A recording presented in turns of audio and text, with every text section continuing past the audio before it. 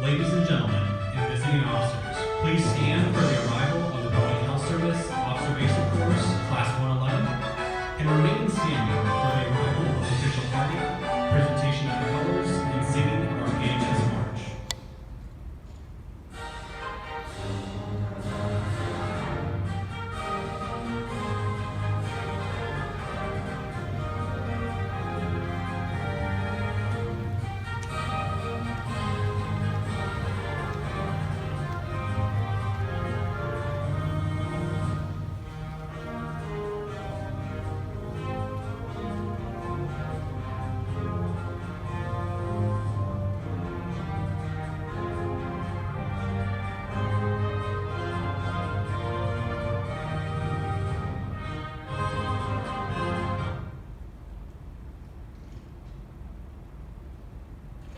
Announcing the arrival of the official party. It is my distinct honor and privilege to announce the arrival of Rear Admiral Susan Ortega, Director of Commission Corps Headquarters.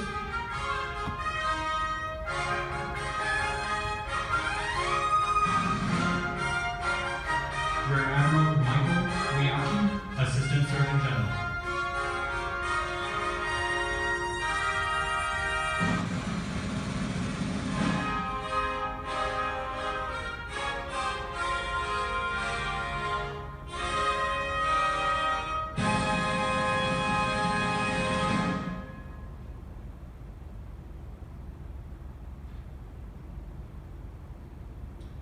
The Officer Basic Course Color Guard will now bring forward the colors, which will be followed by our national anthem, our PHS March, and the invocation. Color Guard, advance the colors. Colors, up, to, straight, forward, march, left, left, left, left, left. Colors, halt. Left face.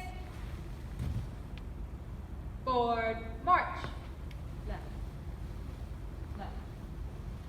Left. Left. Left. Left. Left. Left. Left. Left. Left. Left.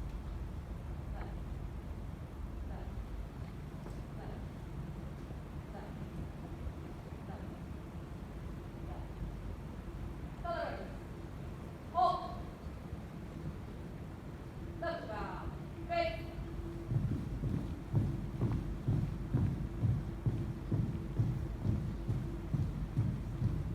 Colors. Halt. Freeze. Arcs.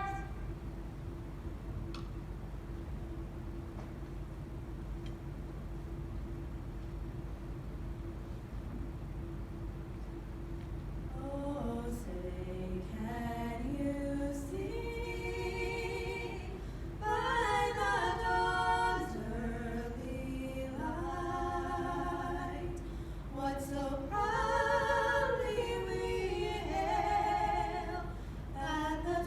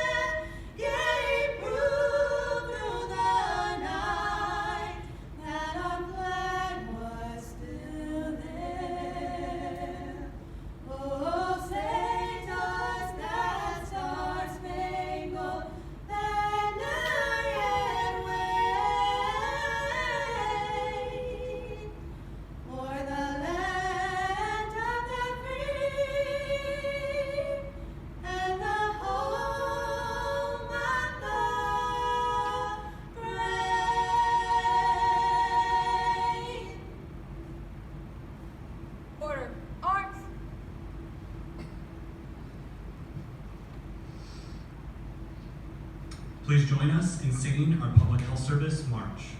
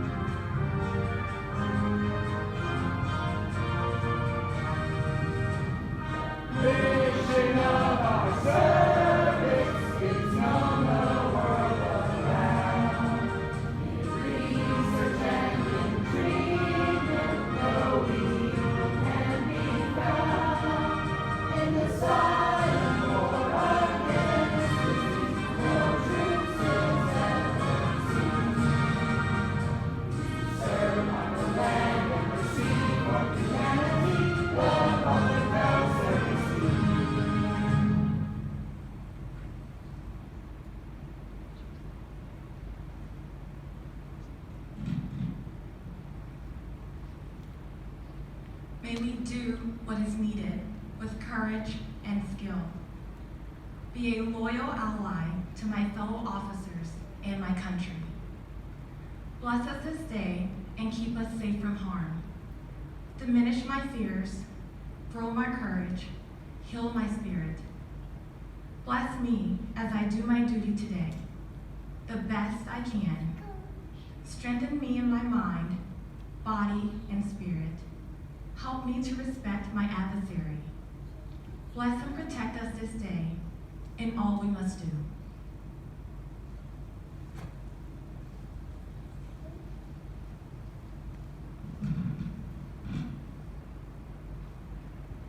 Color guard, retire the colors.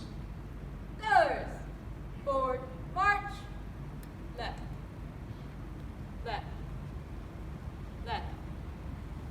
Left. Left. Left. Left. Left. Left. Left. Ladies and gentlemen, visiting officers, please be seated. Class, take seats.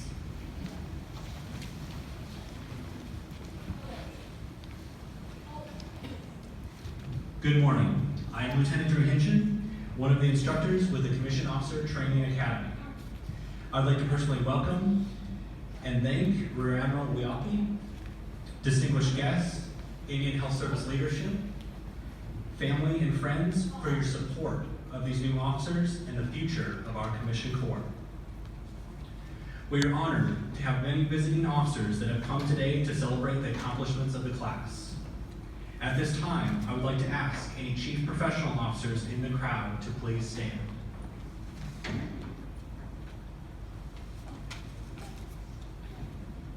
Thank you for your time and efforts to support the Commissioned Corps.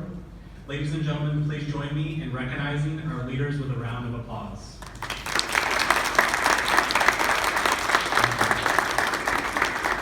At this time, will all of our visiting family members and friends please stand?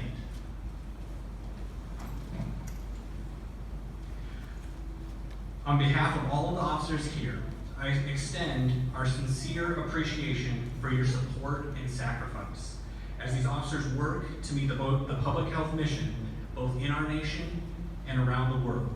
Thank you for all that you do to support these officers. It is vital to the successful fulfillment of our mission. Ladies and gentlemen, please join me in showing these family and friends our appreciation with a round of applause. Thank you. Please be seated.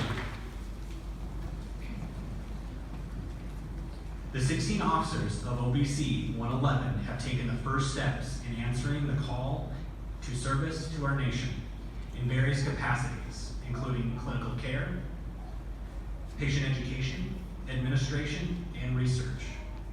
They serve in 6 different agencies spanning 10 states. They've shown great dedication during the past 2 weeks, studying hard as they've learned about the history of the U.S. Public Health Service, uniform service customs and courtesies, the incident command structure, the challenges of leadership, the power of teamwork, and the meaning of personal accountability. They know the core values of leadership, service, integrity, and excellence, and have accepted the responsibility to represent these values on a daily basis. At this time, I would like to recognize the Honor Squad, the squad which has consistently excelled in mastering the course content, drill, and working together as a team. Would the members of Third Squad please stand?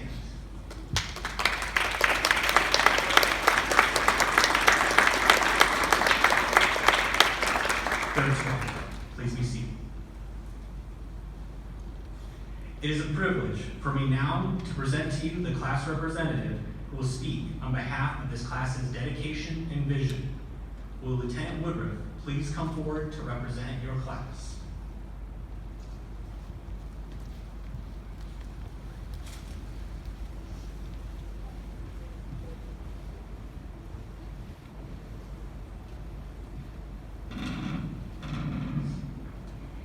Good morning.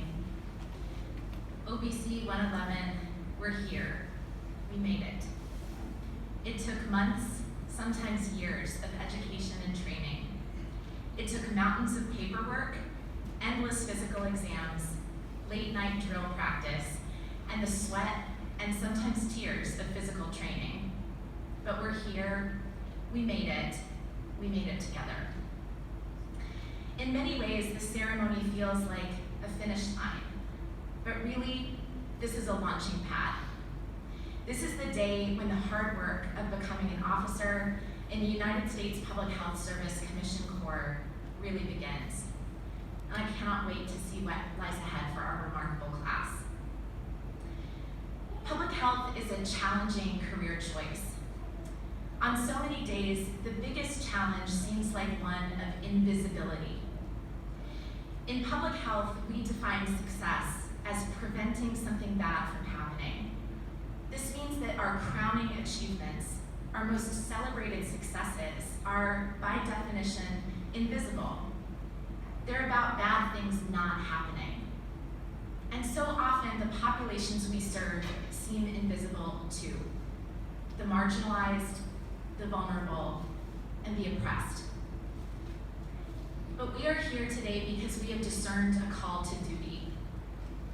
We are here today because of what unites us, our shared desire to serve our country and to improve the health of the most vulnerable and underserved members of our nation.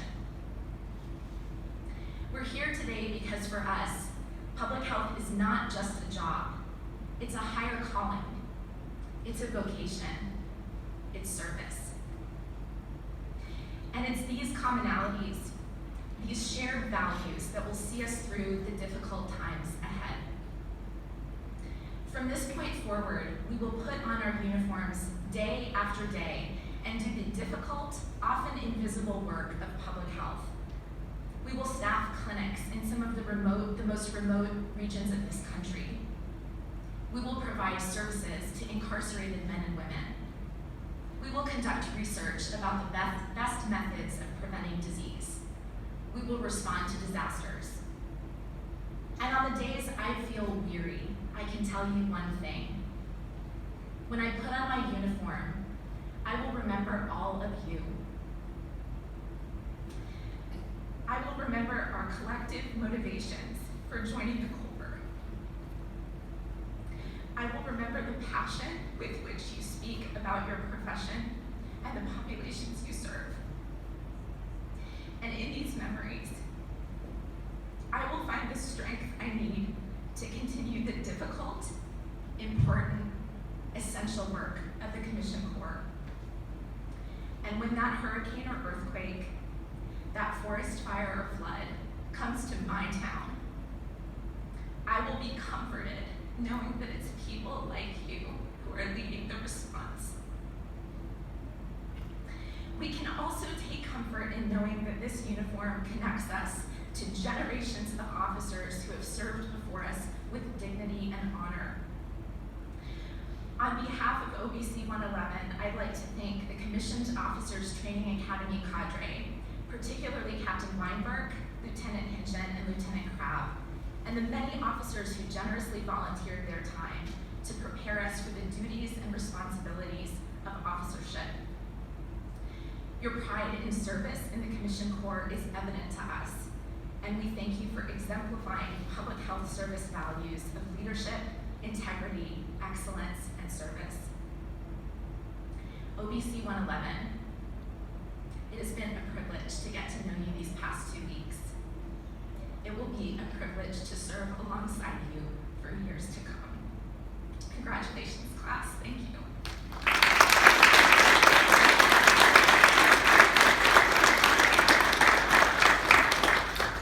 Thank you, Lieutenant Woodruff.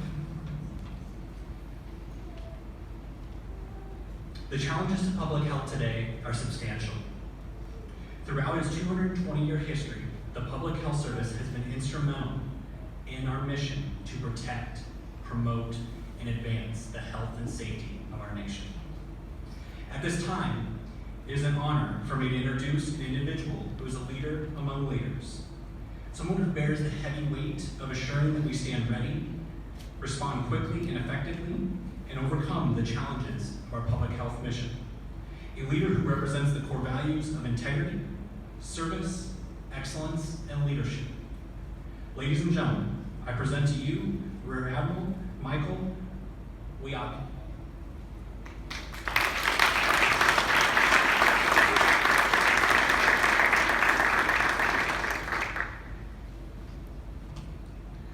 Well, good morning, everyone. It's an honor to be here with you all today to mark this momentous occasion.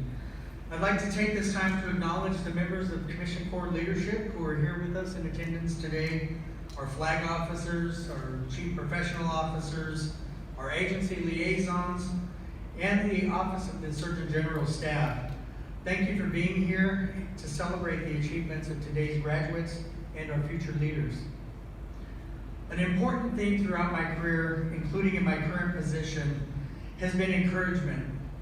To me, that means giving someone heart to carry out an act. The encouragement of people around me has given me the strength and the heart to be successful, to get to where I am today. I also seek to encourage people around me constantly. Today, I have the privilege of encouraging you all as you extend out on your careers and become the Commissioned Corps officer leaders of tomorrow. You are shining examples of what we want to be, and we'll be protecting our brand, the U.S. Public Health Service brand, as you move forward in your careers. I also want to join in thanking our family and friends who are here with us today for the encouragement that you provide to these graduates, and not to diminish any of their hard work in what has gotten them to where they're at today, but they owe some part of their success to you as well. Today is just the beginning. For more than 220 years, men and women have served on the front lines of our nation's public health and what is today called the Commissioned Corps of the United States Public Health Service. You're now part of this remarkable heritage. Together, we continue to fill the Corps' mission to protect, promote, and advance the health and safety of our nation. Our core values of leadership, service, integrity, and excellence are essentially a roadmap to success. If you demonstrate leadership through inspiration, dedication, and loyalty, service through compassionate actions and stewardship of time, resources, and talents, integrity through uncompromising ethical conduct, and excellence through superior performance and continuous improvement in knowledge and expertise, you're sure to achieve personal and professional development goals. I found that throughout my career that these 4 core values come easily to those who are drawn to service in our Corps. My service has provided me with the opportunities to learn from mentors, to challenge myself, and to lead and mentor others. At the Indian Health Service, our mission is to raise the physical, mental, social, and spiritual health of American Indians and Alaska Natives to the highest level. I take these responsibilities very seriously. American Indian and Alaska Native people have long experienced lower health status when compared to other Americans. Lower life expectancy and the disproportionate disease burden exists perhaps because of inadequate educational opportunities, disproportionate poverty levels, and cultural differences. These are broad quality of life issues that are rooted in economic adversity and poor social conditions. There are also a number of challenges that we face in delivering healthcare, especially in some of our most rural and remote locations throughout our nation. The talented and dedicated officers that work at the Indian Health Service are making great progress in addressing these challenges. Whether at the Indian Health Service or throughout the Public Health Service, we should be continuously striving to improve our agencies with the ultimate goal of raising the health status of those that we serve. I want to talk to you a little bit today about one of my passions, which is relationship-based care. Relationship-based care, or RBC, is an overarching philosophy, model, and system that focuses on three crucial relationships for the provision of high-quality health care: our relationship with our patients and their families, our collegial relationships with other members of our healthcare teams, and the relationship that we foster and nurture with ourselves. RBC is a framework for organizing care, effecting change, and transforming the agency or the organization that we work in to a culture that creates the best possible caring and healing experience for our patients, their families, and for the team that cares for them. This is accomplished through the use of shared governance, which is a decentralized decision-making model that empowers professional staff to collaborate with managers on decisions that directly affect patient care and clinical practice. Many of the strategic planning initiatives at the Indian Health Service rely on the concept of employee empowerment. Relationship-based care brings empowerment to life by teaching the specific skills and behaviors that employees need in order to actually become empowered. As the decentralized process of shared governance evolves, team members have greater decision-making powers on behalf of our patients and their families. The agency culture changes to one that supports and celebrates decision-making by staff at the point of care. In addition to improved patient care, this shift leads to improved staff morale, improved recruitment and retention, and reduced turnover. My goal is to continue the IHS on a journey to achieve our vision of realizing healthy communities and quality healthcare systems through strong partnerships and culturally relevant practices. At the heart of the Indian Health Service care model is patient and family-centered care, which aligns the relationships between a prepared, proactive care team and an informed, activated patient. These relationships are essential for improving health and wellness in our population. At the IHS, we recently developed a new 5-year strategic plan, and one of the top objectives is to build, strengthen, and sustain collaborative relationships.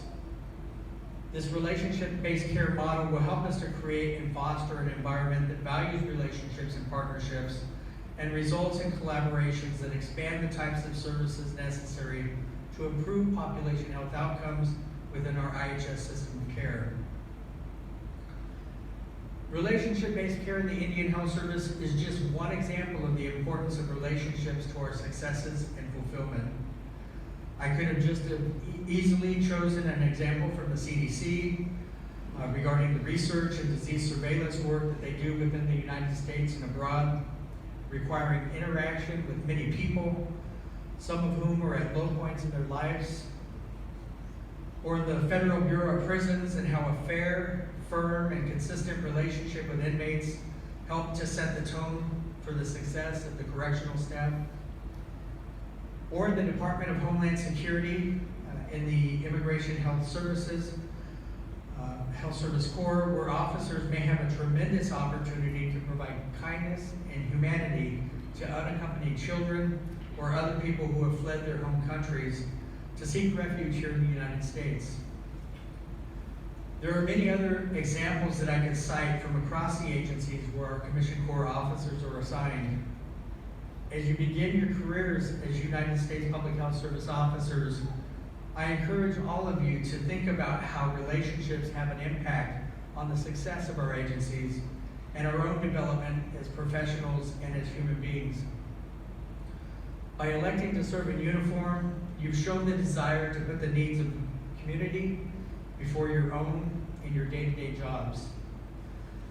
You may be called upon to deploy in response to emergencies either here at home or abroad, and those will likely be some of the most rewarding experiences that you have in your life, generally because of the impact you know that you've had on the people with whom you interact with and serve.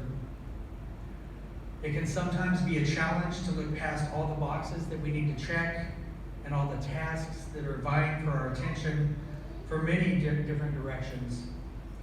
To form and cultivate relationships, it's worth it to have the recipients of your services and to you personally. I believe that you are all up for this challenge. Building those relationships is the foundation that you need to work on as an individual, and will help our agencies and our Corps move forward. I want to thank you for choosing to become a part of the rich history of the U.S. Public Health Service Commissioned Corps. I'm honored to be here to take part in your graduation from OBC Class 111, and I wish you all much success along the great journey that you're about to embark upon. Throughout your careers, I hope that you find fair winds and following seas, and I want to be one of the first to congratulate all of our new officers. So with that, thank you, and look forward to the rest of the ceremony.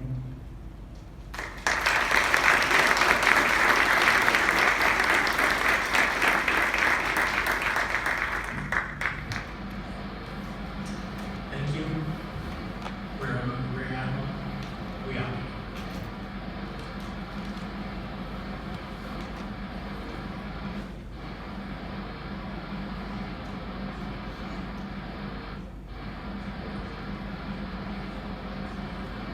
Before we call attention to orders, we're going to give the 3-star device to the most junior officer.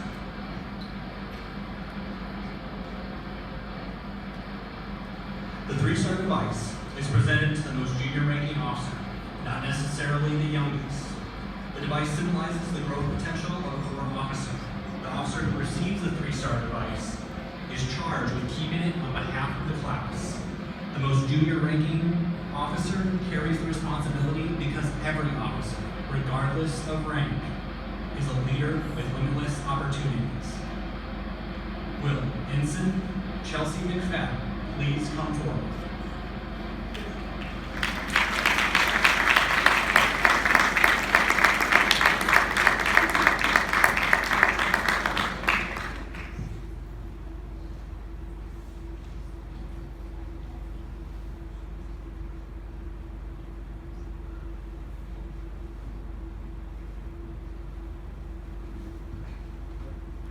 Back on the right, and hold that device proud.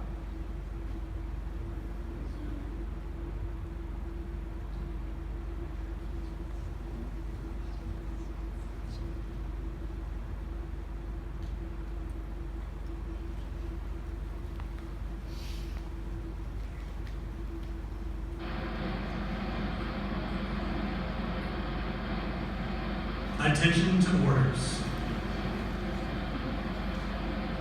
Rear Admiral Weahkee. These officers have completed all of the requirements of the Officer Basic Course with excellence. We attest to their readiness to meet our mission with service, integrity, excellence, and leadership. We recommend that they now receive their certificates of completion. Sir, do you concur? I concur. Officers, please be seated. Class, take seats.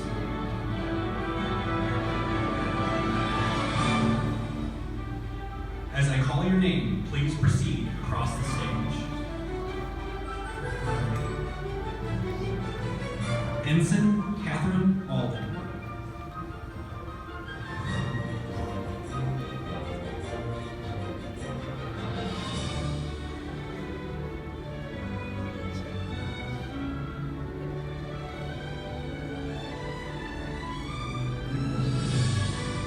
Lieutenant Junior Grade Justin Bug.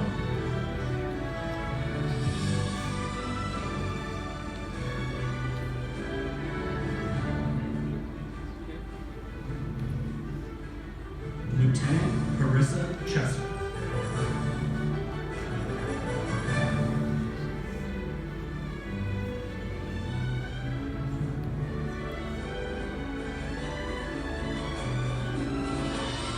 Lieutenant Commander Howard Shield.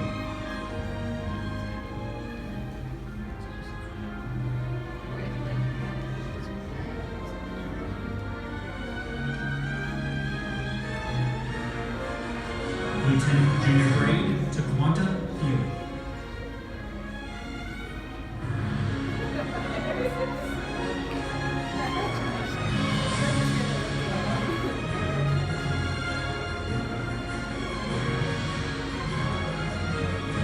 Lieutenant Angela Fellows.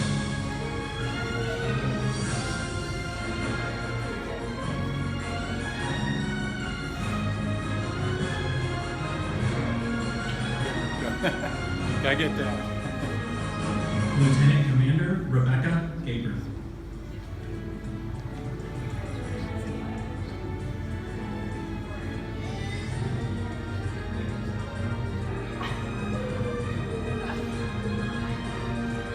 Lieutenant Commander Osahame Idabor.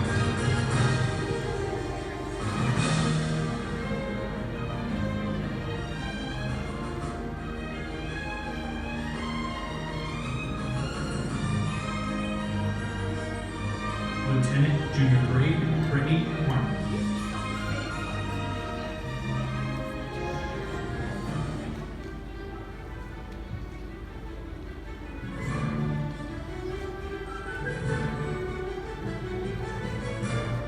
Ensign Chelsea McFadden.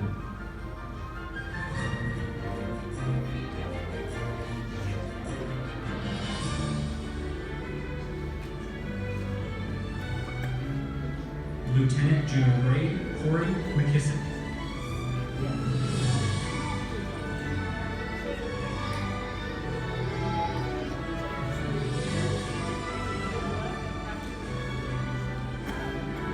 Lieutenant Megan Peck.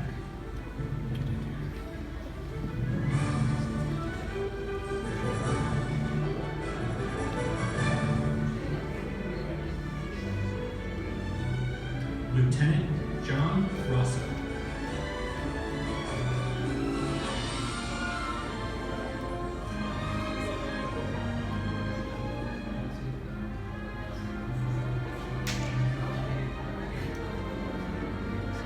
Lieutenant Nyla Smith.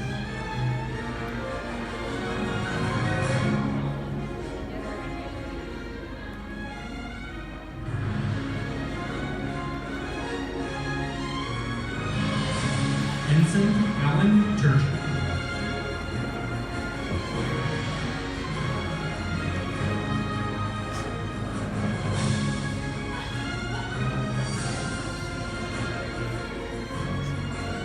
Lieutenant Rebecca Woodard.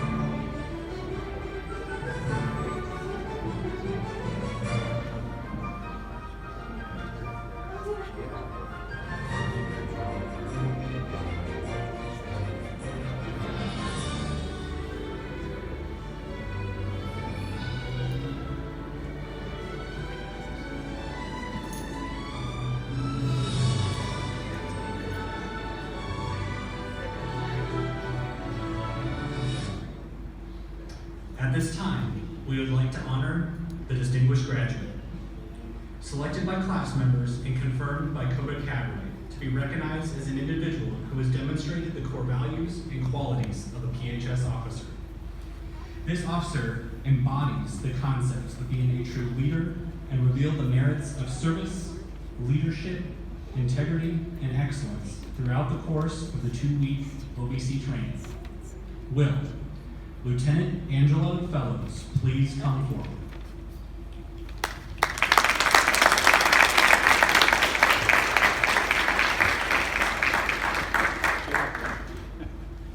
He goes first.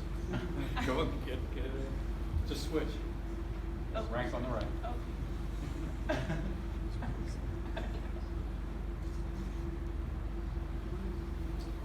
one more for Facebook.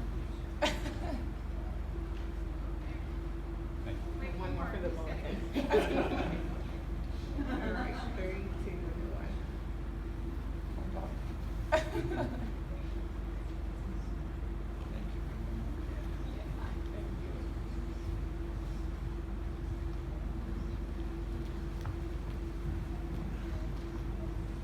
Rear Admiral Weahkee, do you have any final words, sir? I got to be one of the first, and now that the ceremony's over, I'll be one of the last to close out, just to say congratulations, great job everybody. I know that this is a little bit of extra perspiration as you come up and try and do everything in the right order. You all did fabulous. Look forward to working with all of you and watching your careers blossom. Thank you.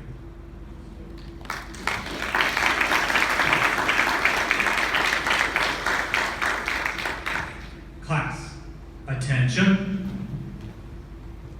Sir, presenting the officers of the future of the Commissioned Corps, please give these officers a round of applause.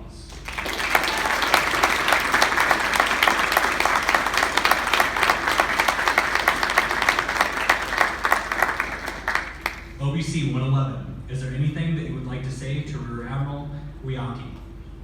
OBC 111. We are few, we are one! Sir, these formal proceedings are now complete. Request permission to dismiss the class. Permission granted. Class dismissed.